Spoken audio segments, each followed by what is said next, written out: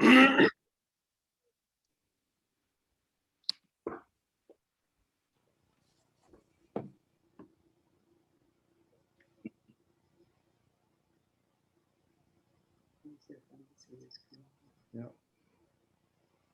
All right. Good group of folks. And as usual, we'll have people join in as we go. So let's get started. Good morning, Coalition. It's great to see everybody this morning. This nice, sunny, cool, clear morning. And good to have you with us. We'll have a few people join in, I'm sure, as we move along. There we go. There's Karen and Laura Jane.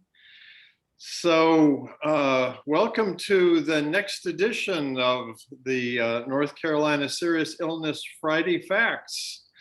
And it's good to have Mark Hensley with us this morning. We're going to be interviewing him. But as usual, please sign in with your name and organization in the chat, and we'll have a record of that. And speaking of records, we are recording this one so that with Mark's permission to allow other people to watch it in the future.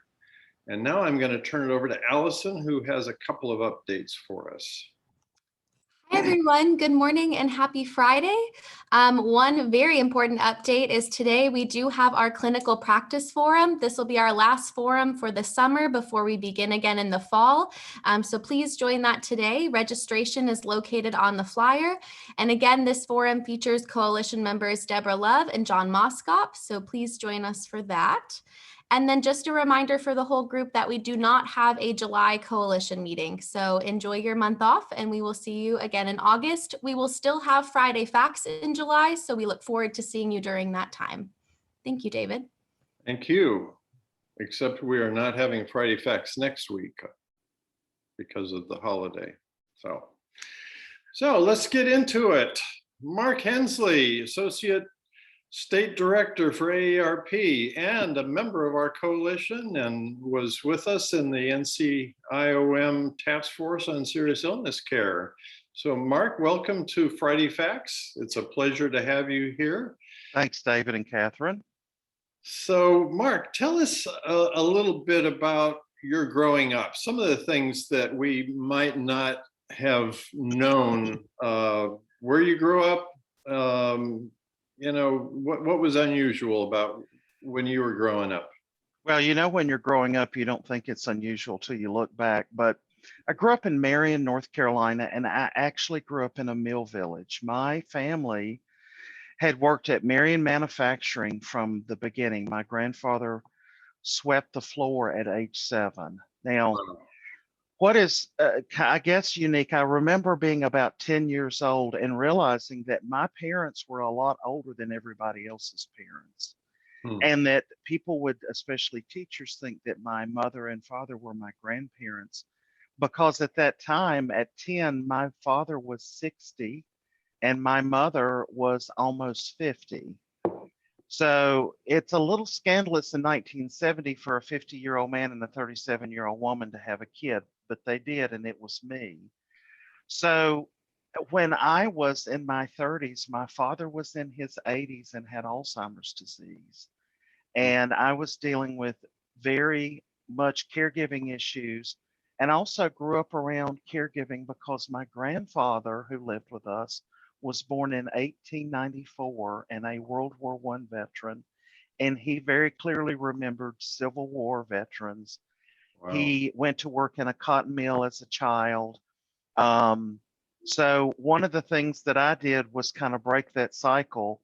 I finished high school and I went to work in a cotton mill, and I graded cloth during the day and went to school at night to save up and go to the university, terrified, the first to do such a thing in my family.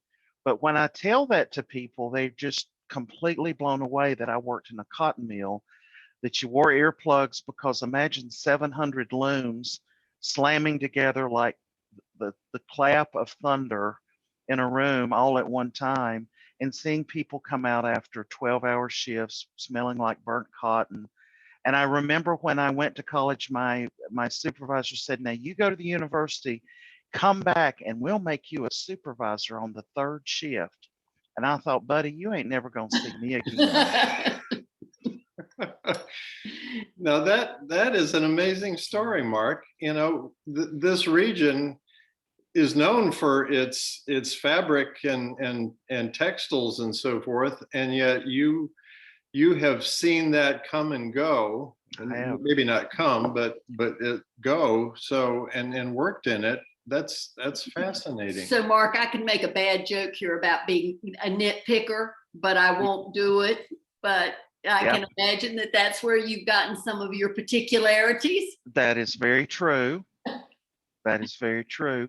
And a mill village was I learned a mill village was all inclusive. You rented your house from the company. There was a company store, and all of this was owned by the company. So they were literally paying people who turned around and paid them back to live, to buy their mercantile, and they got proceeds from that. It was quite an ingenious model if you think about it. But people, I remember people able to work in the mill, have 2 nice cars and, you know, a nice little house, but that began to change, of course. And of course, now the last time I went to my hometown, the mill is gone. It's completely demolished. And we've seen what happened at Revolution Mill. I was just there this week. And, you know, that impact of textiles and that culture, it was, you went to church in your mill village, you shopped in your mill village, and I grew up with people that were like family, but we weren't related. Wow. So what was it that made you decide to break that cycle and then go on to college? And where did you go? Great question. I had that one person. I was getting my associate's degree in accounting, and this one man, Jim Bryant, he was an instructor, and he pulled me aside and said, if you just get an accounting degree, you'll be pushing books, some papers around here somewhere in town. You need to go to the university. And he actually taught me how and helped me apply to Appalachian, to a brand new program where you would take your 2-year degree and go and get credit for those 2 years. Back then we were on the quarter system. So Appalachian was actually allowing you to take quarters and convert them over to semester hours. And I went to Appalachian State and actually stayed up there and got my master's degree because, again, somebody saw something and encouraged me. So the first thing is that I will say is you never know when you're inspiring or mentoring. And be sure to thank those people that do that for you. I actually wrote Dr. Bryant a letter years after I graduated to say, you're the person that steered me in this direction.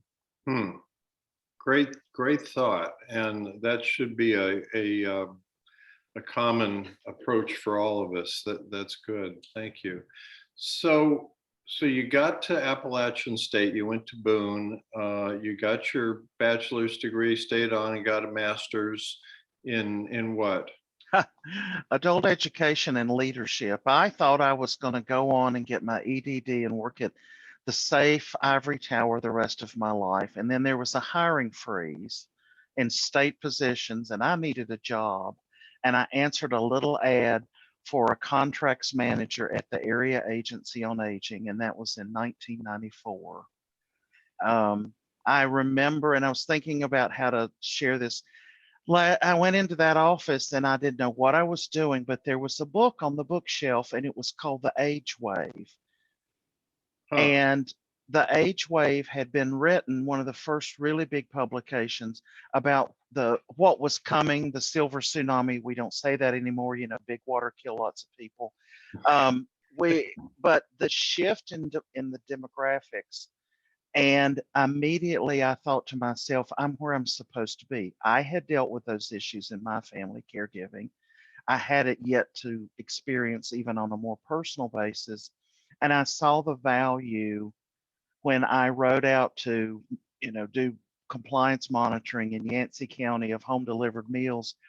and the lady didn't come to the door. And immediately the volunteer went around to the back of the house and knocked on doors and looked in windows. And finally, we saw her laying at the bottom of a set of stairs to a basement. And of course, we called for help and all that. And I learned that home delivered meals was more than a meal. If we hadn't have been there and found that woman, she probably would have perished or at least suffered terribly before someone found her. And that the value of home and community-based services allow people with just a little bit of help to live in their home independently, often avoiding costly long-term care and living with dignity in their own home. And so I began to see such value, and I thought, I want to be part of this. I worked at 2 area agencies on aging, worked from the ground up doing direct service to running a senior employment program called Title V. And then 2000, I went to the North Carolina Division of Aging to continue in kind of the business of aging. My title was business manager. And I don't want to embarrass her, but there was somebody there that was rocking and rolling. And honestly, she ran the Division of Aging, and that was Mary Bethel. And I remember thinking, I want to be like her. She knows everything she goes to the General Assembly, and she very professionally sets people straight. And, Mary was up and down the hall. She was busy. She was in and out of everything. And I thought, this is an amazing person. She, Dennis Streets, Karen Gatovi, and others. Really, I was listening and learning. And Mary and I and Dennis went to the first National White House Conference on caregiving in 2001. I'm sorry, White House Conference on Aging. And I saw these amazing, Congress people that were so passionate about the needs of not just older people, but families. And then we had the first National Caregiver Conference. And, I was like, I'll go. Nobody else wanted to go. I thought it was a fascinating program. And, I was at a time too at the division at the state and DHHS. Since this is Pride Month, I'll say I was the only out gay man in aging in North Carolina. And it was kind of taboo, especially in DHHS. There was a secret society of gay men we were coming out of that time when you could be fired from your federal job or your state job just for being gay. That was the first time the Older Americans Act addressed elders of the LGBT community and directed states to start really addressing their needs in the community. But I think about that was 20 years ago, and we're still just now kind of cracking the door open that all people, regardless of, race, creed, sexual identity, it doesn't matter, that we're all people and we're all dealing with these issues, that at some point we're all adult children of aging parents, or we're adult friends of people who need some support. And at some point, we ourselves will need some type of care in the community, in our home. And that these issues are just so relevant. And that's why I was so, I will tell this, that the Serious Illness Coalition really kind of started because Catherine Sevier and I got in the car and went and met with Adam Zolator. And I said, here are some things from the Alzheimer's State Plan that we can't address. They're just too big, and they're about palliative care and hospice. And that really grew into a much bigger conversation about serious illness. And the Duke Endowment was interested. Adam was certainly interested. And here we are. We've had a new report. We have had the coalition.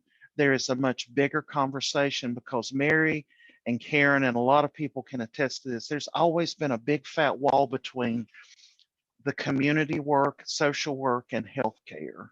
And it wasn't anybody's fault. It's just we spoke different languages. And I just have to say that this work has really blended together the two to come to common goals. And it's just been absolutely, totally rewarding to watch. Wow, you've said a lot, and I'm bad for thank that. you for that. So, yeah.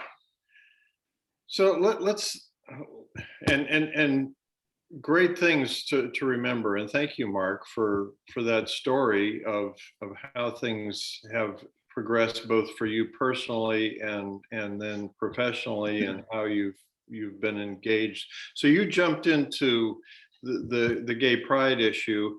Let's go back to where Mark Hensley was. You got married the first time. You had a child. We've seen her. She's a wonderful young lady. She's now grown up and doing things. How did you make that transition, and what was it like to come out in the midst of the challenges, particularly around the HIV and AIDS epidemic in the 80s and 90s? Yeah, so that I remember the epidemic very clearly, which scared me so bad I jumped behind the shoeboxes in my mother's closet. And what I was raised Southern Baptist, you find a nice girl and get married and settle down, and that's exactly what I did. I would now realize she was my best friend, and we finished college together.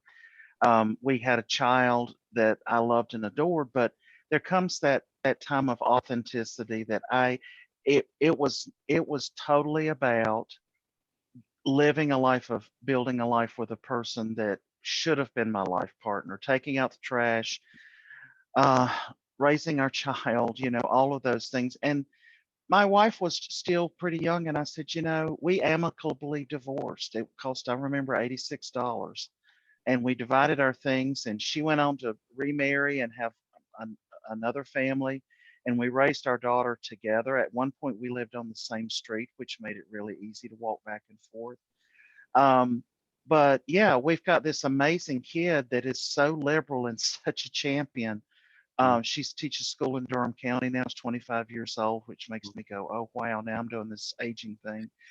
But yeah, it the transition was hard because we just didn't talk about these things. And I tried to keep who I was secret professionally because I didn't know how people would react. It eventually gets out, and you find out some people pretty cool with you. They're like, yeah, man, you go you, and then people pull away from you, and you're like, well, that's okay. I know who you are too. But how things have changed so dramatically, which is that we're talking about, you mentioned the AIDS epidemic, the long-term effect of the medical treatment of that terrible disease, that I have friends that are dealing with, the fallout of taking the cocktail for 20 plus years, 25 years. The fact that in our community, we may not have family supports. So one of the terms I love is chosen family. And so we're a pretty resilient bunch. And my husband and I have a dear friend who is terminal, and he's on my cell phone plan. And when he needs help, we look after him. He's chosen family. And so we are pretty resilient that we will gather around and support one another because we went through a terrible crisis when we had to help each other. And it's really amazing to learn that lesson, to say, looking ahead, we need to think about communal living. Five older adults, one can cook, one can drive at night, and one knows how to do home repairs. Boy, you can get under one roof and really stretch your retirement savings and live communally. We do that. We in the community do that. Um, the best thing that happened was marriage equality. It just leveled the playing field on so many things. And most people know my husband shattered his right leg. We went to Cone, and I thought, uh-oh, what are we going to deal with? We were newly married. I did not know how. And immediately the sign in the ER says, we are a quality healthcare provider. We treat all people the same. It was the most wonderful. I can't say enough about Cone and the treatment we got. Mhm. We're just folks like everybody else. So I hope that answers that question. Yep, absolutely. So Mark, you pick up though on something that I think is really something I've heard you talk about a lot, and that is all of the people that are out here that are aging who do not have family in close proximity to where they are, and the needs that they have, whether gay or straight. this changing world that we're in with aging, and I also want you to tie that to your passion about dementia, because I hear you talk about that a lot. So once again, so much of our own personal passion is driven by our personal experiences. My father had Alzheimer's and died in long-term care, but I was at a distance in supporting mom. But then mom developed vascular dementia. And I think about Ann Elmore because she got the call for the Bulgarian lottery and sent every dime she had to pay the taxes. Yeah, that was my mom. The long and the short is I moved her to Raleigh and took care of her till she passed.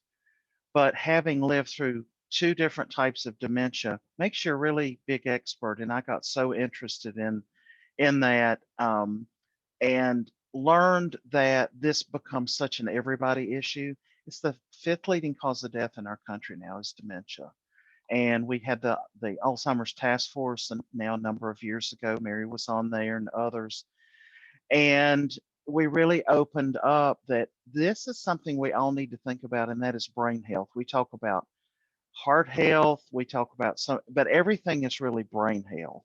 And the fact that eating right, treat your brain with respect, feed it appropriately, let it rest appropriately, have those blueberries instead of having ice cream.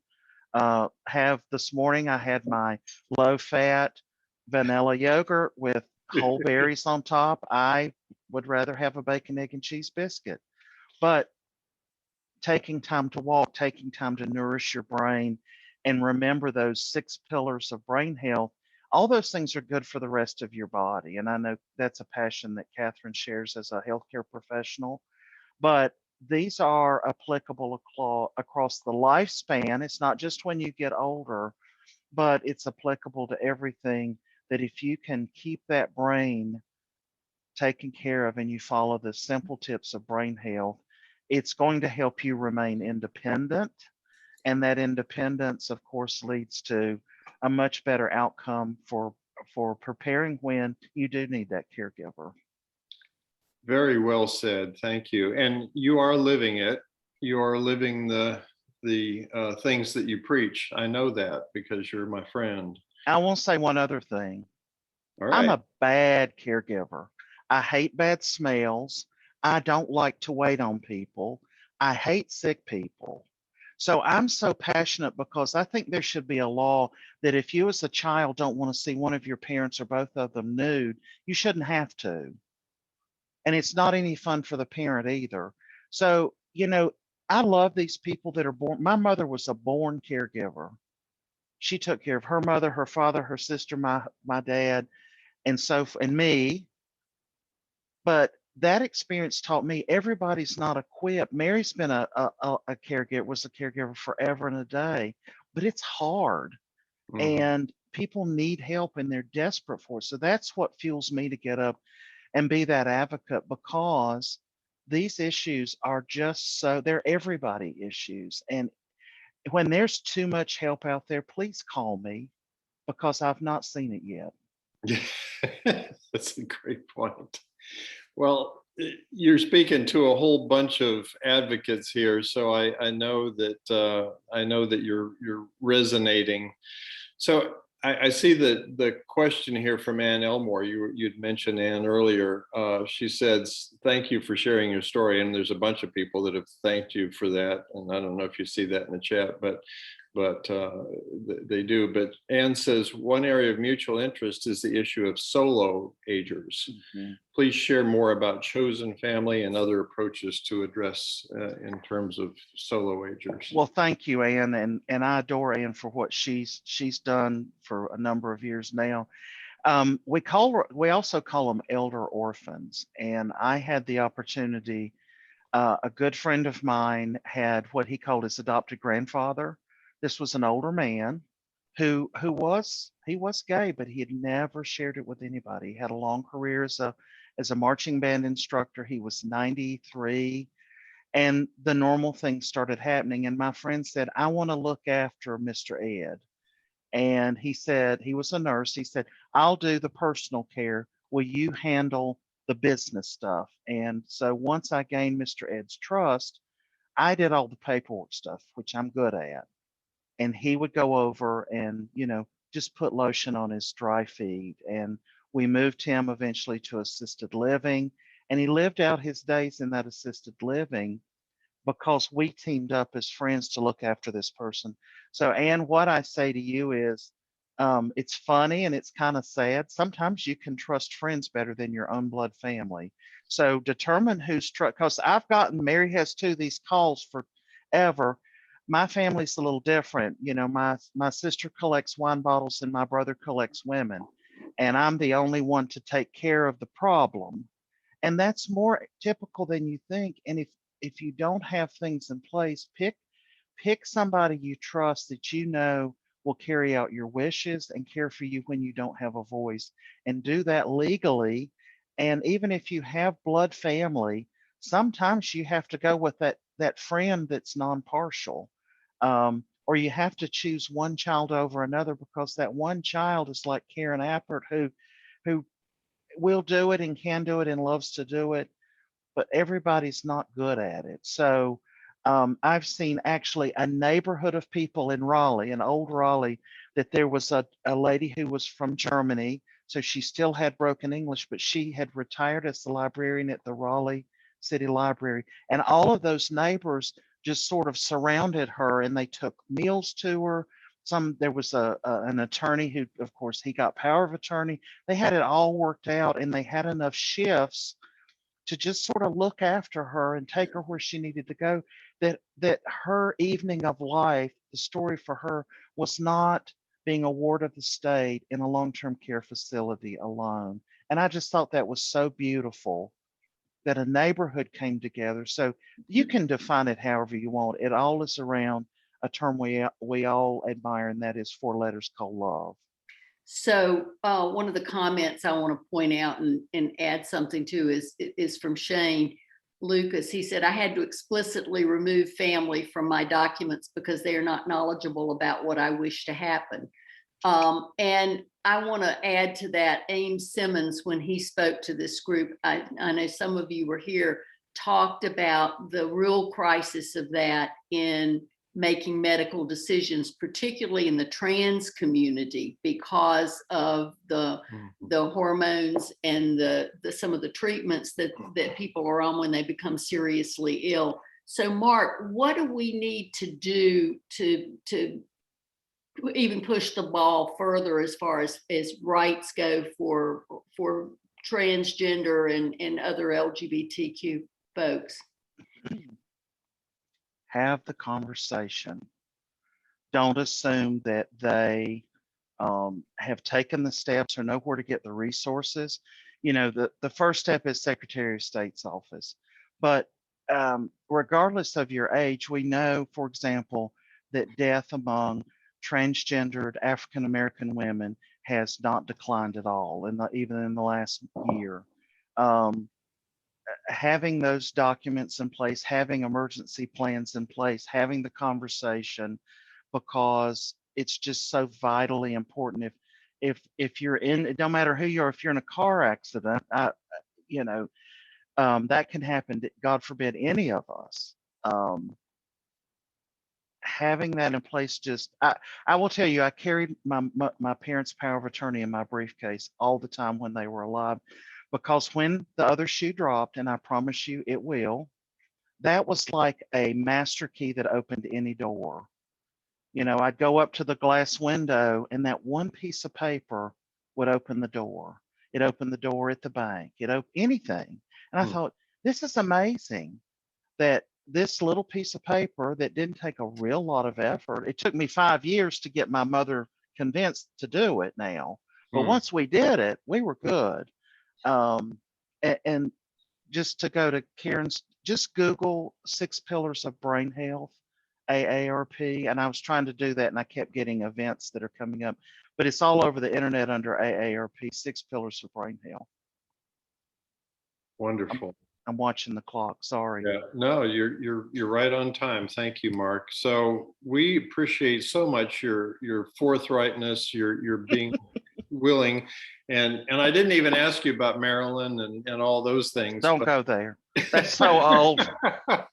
I'll just quickly say that I did for about 10 years put on a wig and a dress, and I raised money for the HIV community in Raleigh, and I was Marilyn Merlot, and I did comedy, and our biggest show was 1,007 people at State Fairgrounds, and I kept that a really good secret for a long time. But you know And what? ask to see his pictures. They At, are amazing. at 51, I don't give a anymore. We raised good money for hospice houses, and I'm proud that we did what we did. Absolutely. And thank you so much, Mark. And I know everybody needs to go, but it's been great. It's been great talking to you this morning. Thanks for being our interview. Thanks, guys, for the opportunity, and I appreciate every one of you. Super. Y'all have a great weekend. Come to the Clinical Practice Forum at noon.